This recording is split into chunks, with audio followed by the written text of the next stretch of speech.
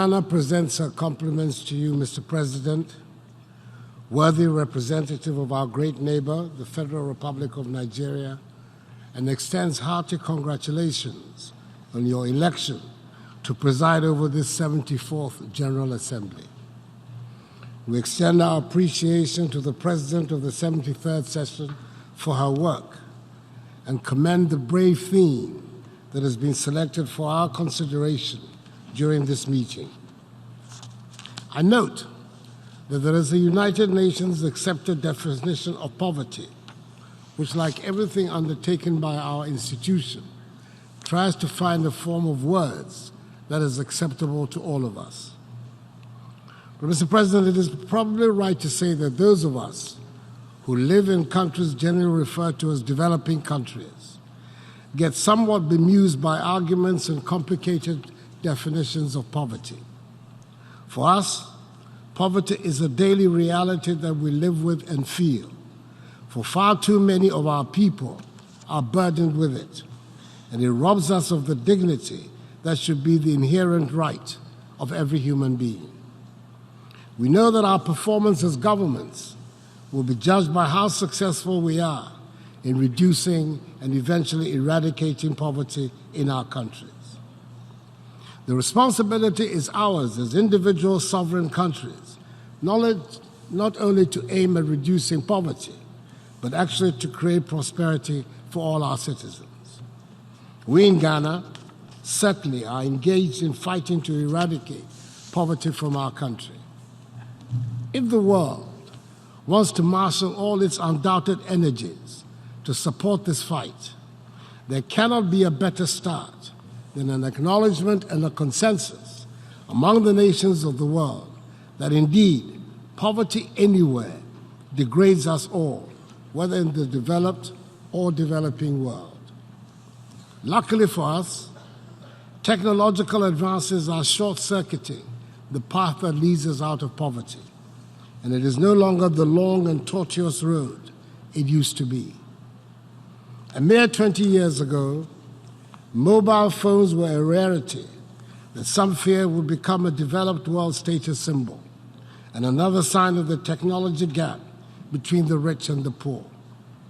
Today, the poorest person in the most inaccessible place in the poorest country has a mobile phone, often a smartphone. In many ways, it has transformed our lives. In the year 2000 in Ghana, there were 90,000 mobile phone subscribers. Today, there are more than 41 million subscriptions. This has led to a remarkable difference in communications within our country and with the outside world. A sizable and growing number of the population has been and is being brought into the formal banking sector by the mobile phone.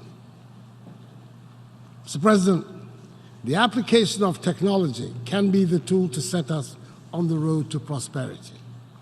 The modernization of agriculture through the application of technology could well turn out to be the fastest way to make the turnaround that we seek. The young people of the world, especially the youth of Ghana and Africa, have demonstrated their ingenuity and innovative prowess, and we need to enlist them fully in the fight. It would be an easier battle, of course, if trade practices were seen to be more equitable and fairer. The question always remains whether the rich nations are prepared for an equitable and fair trading order. It appears that they are not, and we have thus to continue to fight for a fairer world economic order. It should not be lost on anyone that the minerals on which the world depends to move industry and manufacturing are mostly available in Africa. And yet we, who own these fundamental resources by birthright, have remained poor, whilst our minerals have brought vast wealth to nations and peoples outside our continent. It is worth pointing out also that not only do we not get a fair share of the wealth once extracted, our lands, our environment, our oceans are often left devastated by the process and the competition to gain control over these minerals has often led to insecurity in our countries. I do not seek to blame outsiders for our problems, but since we're being urged to find multilateral solutions, I believe it is worth pointing out that unfairness in the economic order undermines the fight against poverty. Indeed, the flight of capital is continuing the foreign exploitation of Africa, represented by colonialism and imperialism. The report of the panel, chaired by the highly respected former South African President, Thabo Mbeki, on the illicit flow of funds from Africa, has raised the lid on what many had always suspected, but did not have the figures to support. According to that report, Africa is losing annually more than 50 billion United States dollars through illicit financial outflows. Collaboration is certainly needed amongst nations of the world to stop this rape of Africa. The African Continental Free Trade Area, which recently came into effect, and whose secretariat Ghana has the honor of hosting, is a major collective effort by Africa to get to grips with mastery of her own development. It will be the world's largest free trade area since the formation of the World Trade Organization, and will provide the vehicle for us to trade better among ourselves, offer an opportunity to exploit our abundant wealth and resources for the benefit of our peoples, and give us protection in how to deal with other trading blocs. Mr. President, the fight to eradicate poverty is intrinsically linked to quality education, the second part of the problems identified for special attention during this General Assembly meeting.